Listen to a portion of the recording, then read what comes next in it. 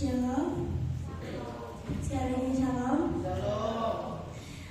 Selamat sore, selamat berjumpa di rumah Tuhan kembali. Tiba saatnya kita akan memuji dan memuliakan nama Tuhan. Saya undang saudara-saudara semua untuk berdiri. Kita sama-sama menyanyikan lagu bagian yang terbaik.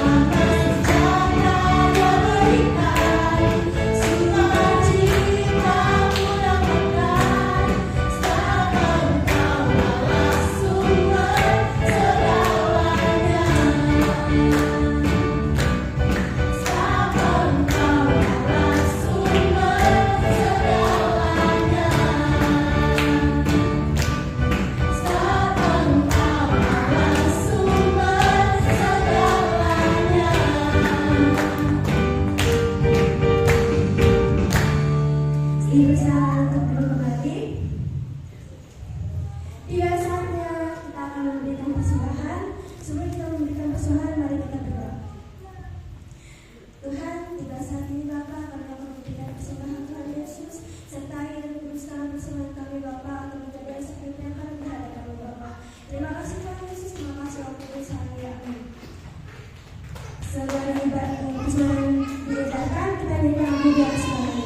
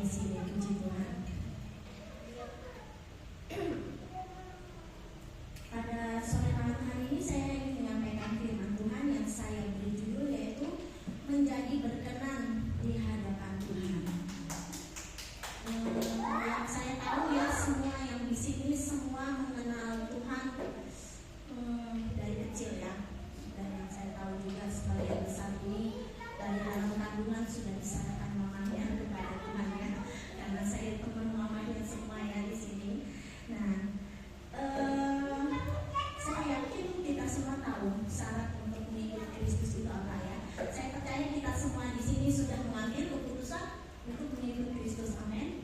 Amin. Puji Tuhan. Syarat mengikut Kristus apa? Ya, mungkin kita semua sudah tahu. Yang pertama kita berdoa, kemudian kita rajin beribadah, terus kita lebih dalam lagi ikut persekutuan doa. Tetapi yang menjadi pertanyaan, apakah yang selama ini sudah kita buat itu apakah berkenan di hadapan Tuhan, ya? Mungkin kita bisa kilas balik hidup kita. Apakah selama ini yang kita buat ketika kita pergi ke gereja, hari Sabtu ikut ibadah pemuda, kemudian hari Minggu kita ikut ibadah umum, apakah yang kita buat itu sudah berkenan di hadapan Tuhan? Kewajiban anak Tuhan mungkin di sini kita semua sudah tahu, ya. Yang pertama berdoa. Apakah semua berdoa di sini selama ini?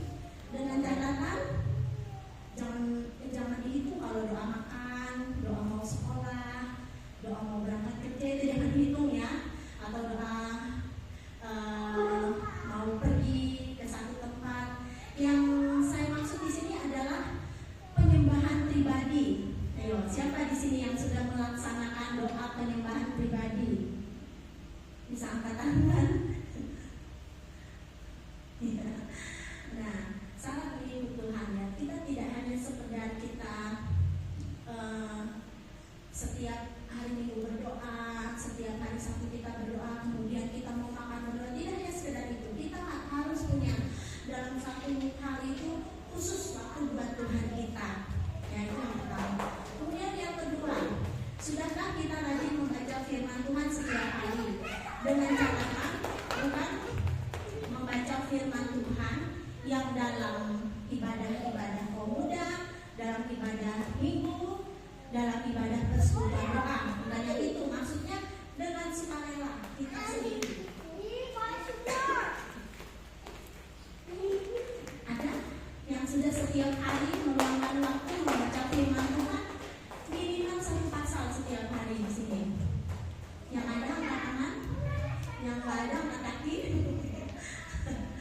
Ya, kalau ada yang belum, mungkin mulai saat ini, hari ini kita bisa terapkan. Anak-anak Tuhan itu bukan hanya sekedar kita mendengarkan firman, membaca firman dalam persekutuan doa, ibadah-ibadah seperti ini. Tapi itu harus setiap hari dengan kerelaan hati kita. Tuhan, saya ingin kasih waktu saya buat Tuhan 1 jam saja misalnya.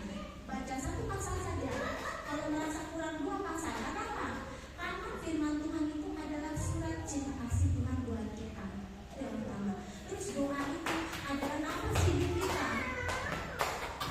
Siapa yang tahan berdoa setengah jam aja sendiri di sini? Sandro angkat tangan, ya. Ya. Siapa yang tahan berdoa setengah jam sendiri di sini? Doa itu nafas hidup kita. Sekarang saya mau tanya lagi, siapa yang tahan main HP 2 jam? Angkat tangan. Tahan semua, ya. Ayo sekarang saya mengajak anak-anak muda, remaja, ayo. Mulai hari ini luangkan waktu berdoa, bukan berdoa karena kita berkumpul bersama, tapi kerelaan hati kita sendiri berdoa, menyembah Tuhan, kemudian membaca firman Tuhan. Nah, kita akan masuk ke dalam firman Tuhan, ya. Saya ingin mengajak kita semua membaca di dalam Mazmur pasal 24. Mazmur pasal 24.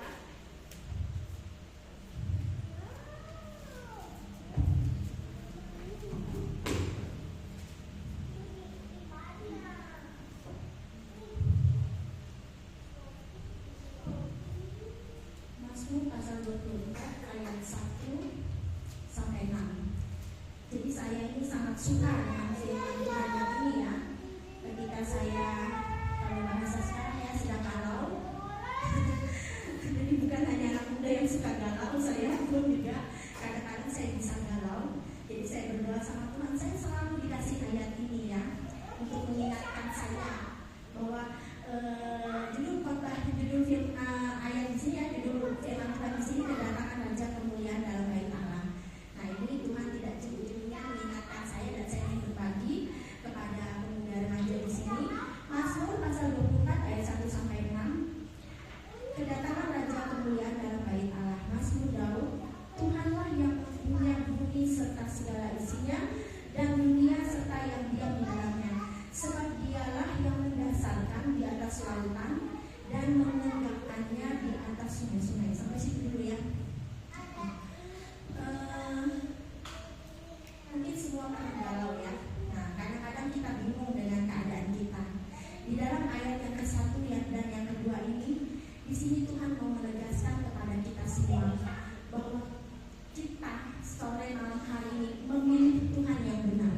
Bahwa di sini dikatakan, mengapa kita memilih Tuhan yang benar? Karena Tuhan yang kita percaya itu adalah empunya bumi dan segala isinya. Dan apa yang ada di dalam dunia ini semua milik Tuhan kita. Kita bersyukur kita tidak salah pilih, puji Tuhan ya. Nah, dan dunia serta yang diam di dalamnya semua milik Tuhan. Kemudian ayat yang kedua dikatakan, sebab dialah yang mendasarkannya di atas lautan dan menegakkannya di atas sungai-sungai. Nah, siapa yang pernah galau di sini, yang kadang-kadang kalau sedang ada masalah, mungkin cekcok dengan orang tua, dengan keluarga, atau dengan teman, dengan sahabat, dengan pacar, mungkin kadang-kadang kita bingung sama siapa pasti mengadu. Mungkin pernah ya mengalami seperti itu. Nah, sore hari ini Tuhan yang kita pilih adalah Tuhan yang benar, yaitu Tuhan yang menciptakan langit dan bumi, yang mendasarkannya di atas lautan dan menegakkannya di atas sungai-sungai. Itu Tuhan kita. Kemudian kita lanjutkan ayat yang ketiga. Siapakah yang boleh naik ke atas gunung Tuhan? Siapakah yang boleh berdiri di tempatnya yang kudus? Sampai situ dulu ya, kita satu persatu ya. Seperti saya katakan di awal, seringkali kita beribadah ya.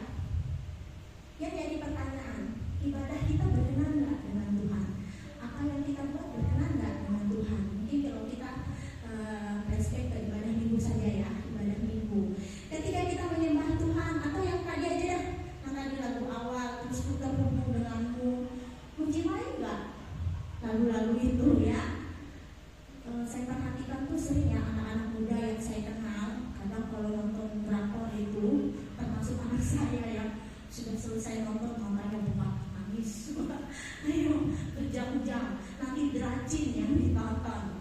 Sampai ada dulu anak-anak muda itu beberapa orang kumpul di tempat sama-sama itu kan subuh nontonnya kurang tidur ya.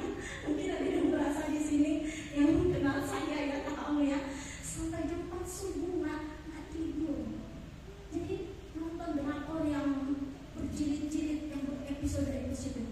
Nah, bagaimana dengan ibadah kita selama ini? Di sini dikatakan, siapakah yang boleh naik ke atas gunung Tuhan? Apakah selama ini kita sudah benar-benar ketika kita beribadah kepada Tuhan, kita berikan waktu kita benar-benar buat Tuhan? Beberapa kali ya saya sering menemukan ya, ketika beribadah ya, mungkin saya tidak menyebutkan nama, tapi saya secara tidak sengaja, saya ini tidak mau memperhatikan orang, tetapi secara tidak sengaja karena saya duduk di belakang, saya melihat ada yang WhatsApp-an, lagi ibadah ada yang WhatsApp-an, ada yang membalas pesan WhatsApp ya. Terus sesekali saya bisa lihat, di sana ada yang main game. Orangnya sudah berumur ya. Bagaimana? Apakah itu menurut kalian bisa nggak naik ke gunung kudusnya Tuhan? Saya yang berdoa dijawab Tuhan nggak? Ketika dalam waktu ibadah kita main HP ya, mungkin sebaiknya kalau bawa HP mari kita fokus ke Tuhan dulu, karena kan kita waktu kita banyak buat yang di luar Tuhan.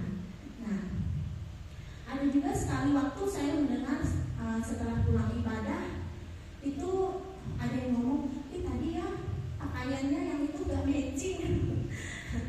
Masa atas biru, bawah kuning, sandal swallow, ada yang ngomong gitu ya.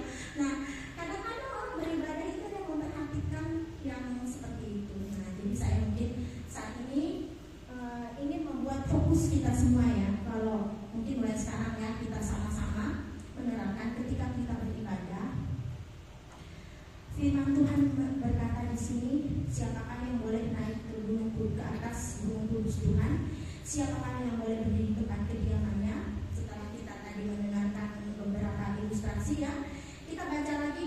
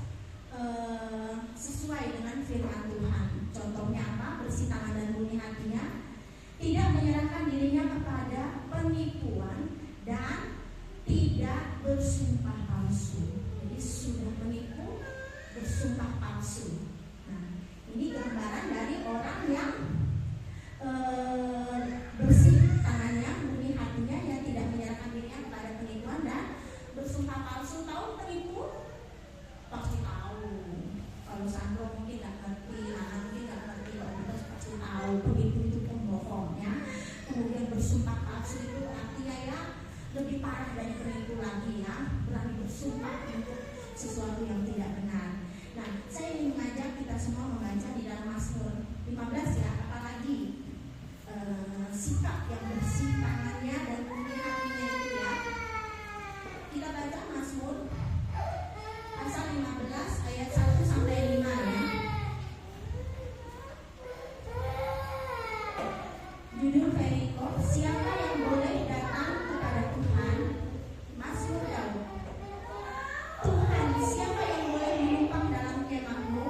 Siapa yang boleh diam di gunung-Mu yang kudus? Ayat yang kedua, yaitu Dia yang berlaku tidak bercela, yang melakukan apa yang adil dan yang mengatakan kebenaran dengan segenap hatinya. Ya, ini yang pertama ya. Kita stop di sini dulu ya. Yang pertama itu berlaku tidak bercela. Cela itu apa? Artinya itu sesuatu yang tidak benar. Cela itu aib, noda. Kalau sudah berbicara tentang aib, itu adalah sikap kita yang tidak sesuai dengan firman Tuhan ya. Ini artinya yang selanjutnya itu orang yang bersih tangannya dan murni hatinya, dia berlaku tidak bercela. Artinya kelakuannya sesuai firman Tuhan ya. Tidak melakukan yang di luar firman Tuhan. Kadang-kadang sudah dibaptis, sudah katanya bertobat, tapi masih bisa berbohong, masih suka bergunjing, masih suka membicarakan keburukan teman-temannya. Nah, ini salah satu contoh perbuatan yang tercela ya. Kemudian yang melakukan apa yang adil ya. Jadi ini biasanya adil ini berbicara, biasa yakin semua tahu tentang apa itu adil ya. Adil itu artinya kita di tengah-tengah, netral. Misalnya ini saya timbangan ya, saya di tengah sini yang sebelah kiri kanan, saya di tengah sama ya. Saya terhadap kiri dan kanan gitu, itu adil ya. Makanya biasanya ini terjadi dalam, kalau saya fokusnya bukan ke ibu-ibu atau ke orang tua ya, fokusnya ke pergaulan kita secara remaja. Kadang-kadang itu anak saya tuh pernah cerita, mama teman di kelas tuh ada orang yang tidak disukai gitu kan. Kadang-kadang bisa ngomong begitu ya anak saya ya. Nah saya bilang kalau anak saya ada melihat sesuatu yang begitu, saya nasihati yang pertama harus adil ya. Jangan ikut-ikutan untuk bersikap tidak adil ya. Nah itu, yaitu yang berlaku tidak bercela dan yang melakukan apa yang adil, yang mengatakan kebenaran dengan segenap hati. Jadi kita berkata benar itu segenap hati, bukan buat-buat ya. Itu tentang kebenaran. Kemudian yang ketiga, yang tidak menyebarkan fitnah dengan lidahnya. Tahu ya fitnah ya, berbicara tentang hal yang tidak benar. Yang tidak berbuat jahat terhadap temannya. Kenapa ini firman Tuhan ngomong tidak berbuat jahat terhadap temannya ya? Berarti ini pergaulan di dalam satu komunitas ya. Kita tidak boleh saling menjahati ya satu dengan yang lain ya, saling berbuat jahat. Dan yang tidak menimpakan celah kepada tetangganya ya. Nah ini nggak usah bikin jauh-jauh, pokoknya tetangganya siapa. Misalnya ini tetangga duduk aja deh, misalnya ya kayak Cynthia sama Siska sama Karen, Roda sama siapa nih, Amel sama Lia ya gitu ya. Atau tetangga rumah ya. Nah kita tidak menimpakan celah, berarti kita tidak mengatakan yang tidak baik ya. Kemudian yang memandang hina orang yang tersingkir ya. Nah ini berbicara tentang orang yang tersingkir, yaitu apa maksudnya ya? Orang yang tersingkir ini biasanya seperti tadi yang saya kasih contoh ya. Misalnya dalam satu kelas pergaulan kita ada satu yang tidak disenangi. Saya sering bilang ke anak saya, berteman itu sama siapa saja ya. Kita tidak boleh pilih-pilih teman gitu. Nah mungkin saya himbau untuk di sini ya, kalau berteman sama siapa saja, tidak pilih-pilih teman, terutama dalam satu komunitas. Kemudian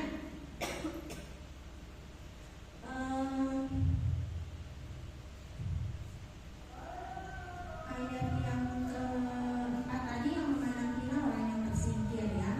Saya juga karena saya punya anak ya, saya sering nasihatkan. Mungkin kalau tanya nih anak saya cerita, di sini ada yang dikucilkan, temenin yang dikucilkan itu. Kalau saya yang ngajarin anak saya yang belakangan sudah dewasa ya, temenin yang dikucilkan itu, jangan ikut-ikutan.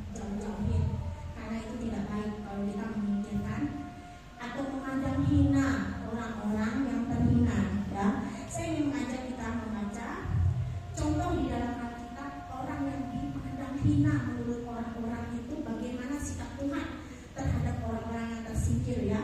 Kita buka Yohanes pasal 8.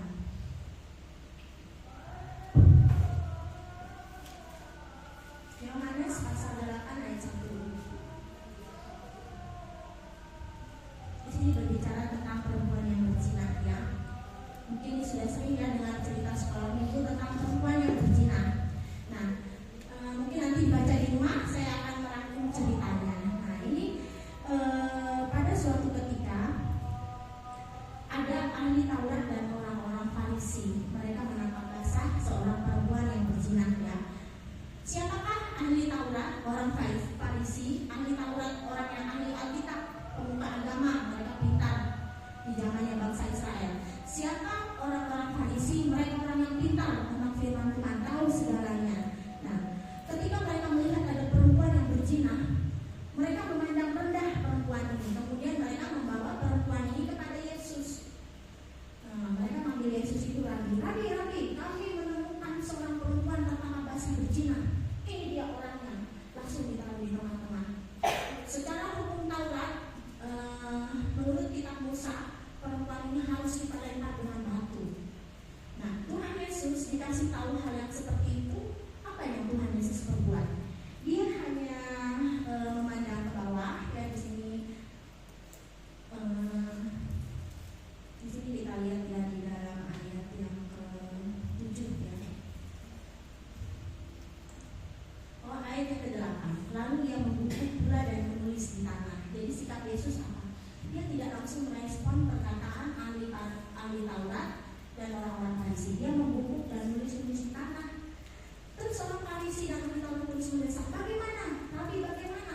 Ini harus kita hukum. Ini harus kita lempar dengan batu. Akhirnya Tuhan Yesus mengingatkan, siapa di antara kalian yang merasa tidak berdosa, lempar perempuan itu duluan dengan batu. Apa yang terjadi? Tidak ada satupun yang melempar perempuan berzina dengan batu. Kita tahu perempuan berzina siapa? Orang berdosa. Secara Alkitab dia orang berdosa. Yang kedua, orang berzina ini siapa? Orang yang memang disingkirkan, dikucilkan. Jadi orang Farisi, ahli Taurat memandang hina sama perempuan ini. Tapi apa yang diperbuat Tuhan Yesus? Kenapa dia tidak menghukum? Ada apa? Kenapa Tuhan Yesus mengasihi perempuan ini? Bahkan ketika Tuhan Yesus berdiri setelah dia membungkuk tulis di tanah, kemudian dia lihat kemana orang-orang itu tadi? Sudah pergi, kata perempuan yang berzina itu. Terus Tuhan Yesus berkata, pergilah, pulanglah, jangan berbuat dosa lagi. Itu yang Tuhan Yesus buat. Dia tidak ikut memandang hina orang yang tersingkir ya. Jadi kalian kalau misalnya di sini ada melihat orang-orang yang menurut kalian kurang baik, itu jangan kalian singkirkan, jangan kalian hina, jangan kalian rendahkan, terus kalian bicarakan belakang. Tetapi kalau kalian memang pengikut Kristus, seharusnya kalian kasihi orang itu bukti kalian mengikuti Kristus ya. Kalau kalian bukan pengikut Kristus, dan kalian menjauhi itu. Ini bukti nyata firman Tuhan. Sikap Yesus terhadap orang-orang yang tersingkir, orang-orang yang dianggap tidak baik ya. Kemudian kembali kita buka dalam Lukas ya, pasal 18.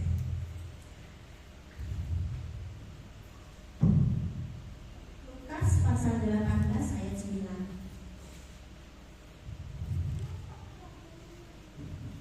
Lukas pasal 18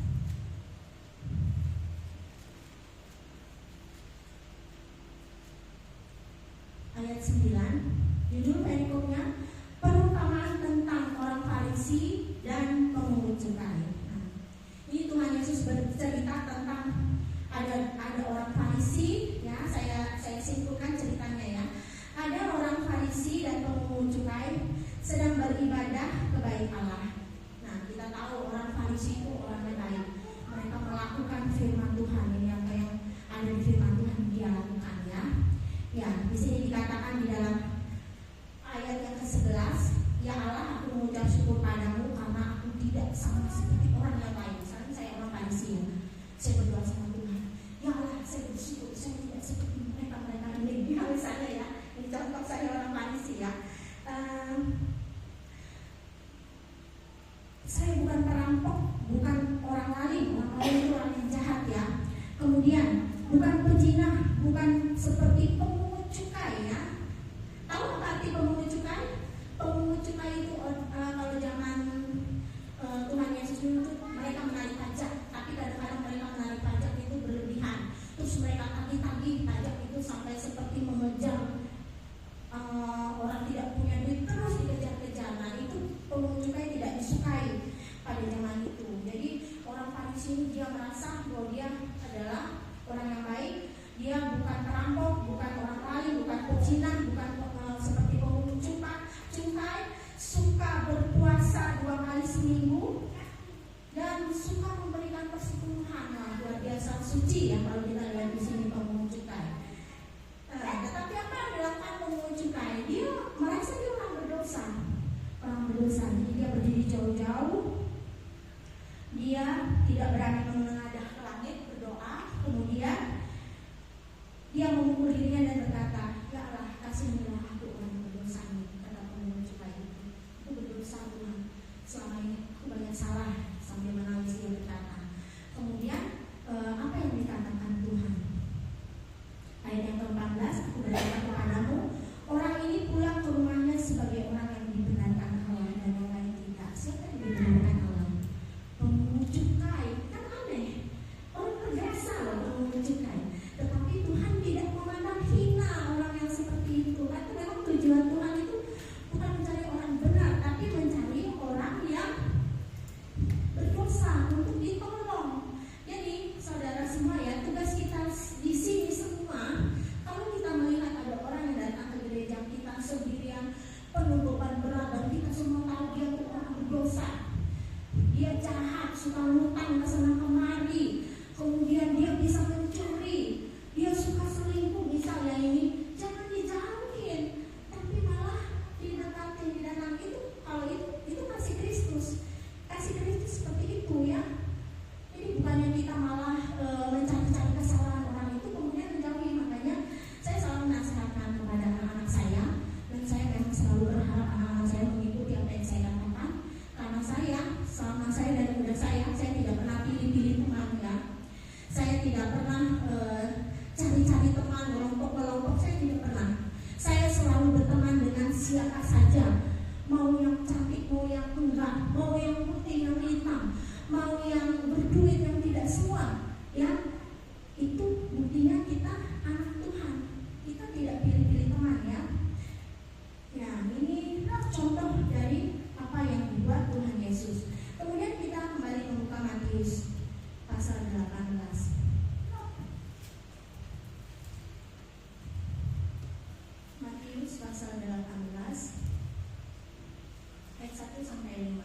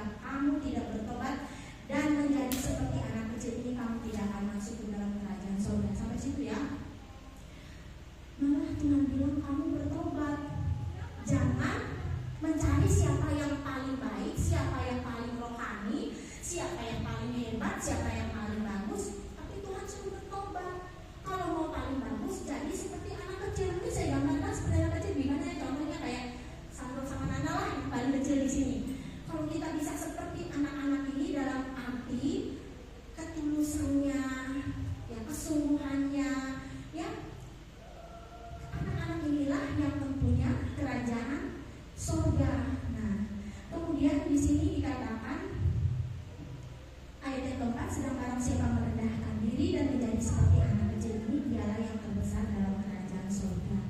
Nah, jadi Tuhan untuk sekarang ya juga berbicara kepada kita semua di sini bahwa Tuhan tidak mencari siapa yang paling baik di antara kita ya.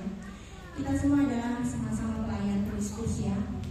Mungkin di sini kalau saya bertanya ya, saya minta jujur ya, saya bertanya kepada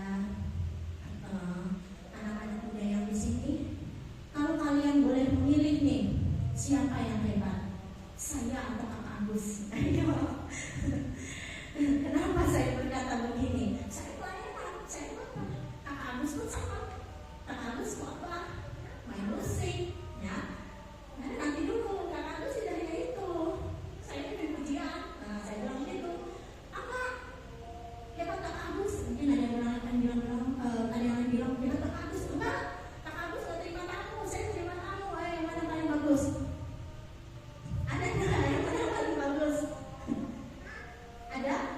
Tidak ada. Di hadapan Tuhan kita sama. Sekarang kita bandingkan lagi. Tadi Siska mimpin pujian di sini, ya. Nah sekarang bagaimana dengan Lia? Ayo Lia, bagusan mana? Siska sama Lia, ayo. Oh nanti dulu kata Lia. Aku sih ingat. Aku pernah ditamborin. Aku pelayanan. Mau kata Siska nanti dulu. Aku mau main musik, aku mau main drum. Aku suka berdoa, itu dulu. Kata Siska, aku suka berdoa juga. Siapa yang paling baik menurut Tuhan? Ayo. Nada. Sama seperti 12 murid tadi. Nada, semuanya anak-anak Tuhan disukai Tuhan. Ya, jadi tidak ada di sini penerima tamu kastanya rendah itu mah cuma di depan sana. Kalau yang menerima tamu cemberut kira-kira banyak lah yang datang ke gereja. Ayo, biar musiknya bagus bagaimanapun kalau penerima tamunya jelek mukanya, ayo. Jadi kita itu satu tubuh. Kita satu tubuh. Kita harus saling melengkapi ya. Kita sama di hadapan Tuhan. Kita baca ayat yang selanjutnya ya, dalam Mazmur pasal 15 ya. Mazmur pasal 15 ayat yang keempat. Tadi ya, yang memandang hina orang tersindir, tetapi memuliakan orang yang takut Tuhan ya. Jadi orang yang takut Tuhan itu harus kita hormati. Itu berbicara tentang siapa saja, terlebih hamba Tuhan ya. Kita harus hormati ya. Hamba Tuhan di sini siapa? Ada Bapak Gembala. Siapa lagi? Ada tangan kanannya siapa? Keluarga hamba Tuhan siapa? Ya, itu harus dihormati. Kita di sini siapa ketua pemudanya? Agus, harus dihormati. Siapa pengurusnya? Ada Ria. Ada siapa lagi? Kakak Agus. Siapa lagi pengurusnya selain Ria? Oh ada Lia, nah, harus dihormati yang dari pemerintah. Ada Olga, harus dihormati ya. Jangan mentang-mentang tua daripada pengurus nggak hormat, nggak boleh ya. Kita harus saling menghormati, saling menghargai. Karena biar bagaimanapun, dibawa kemanapun,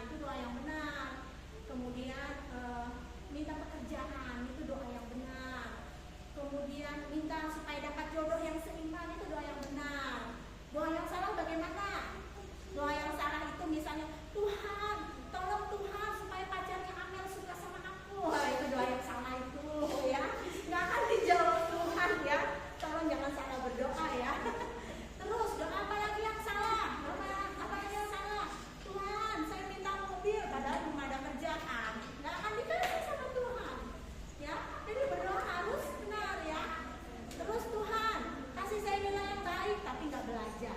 Itu tidak akan dijawab Tuhan. Jadi kalau mau doa kita dijawab Tuhan, lakukan firman-Tuhan yang tadi ya. Tangan kita harus bersih, hati kita harus murni, supaya kita semua menjadi apa di sini ayat yang terakhir dikatakan bahwa ayat yang terakhir, angkatan yang orang-orang yang menanyakan dia dan mencari wajah-Mu ya Allah. Kalau kita sudah menurut firman Tuhan ini, kita adalah angkatan orang yang mencari wajah Tuhan di akhir zaman. Kita adalah orang yang berkenan di hadapan Tuhan. Puji Tuhan, ini firman Tuhan yang dapat saya sampaikan. Semoga ini menjadikan kekuatan bagi kita semua, dan ini bisa selalu menjadi rem kita ya ketika kita mengiring Tuhan. Kayaknya Kakak Ambus karena ada bukti saya nggak berani nyanyi ya. Jadi saya serahkan ke Kakak Ambus saja ya, langsung. Terima kasih.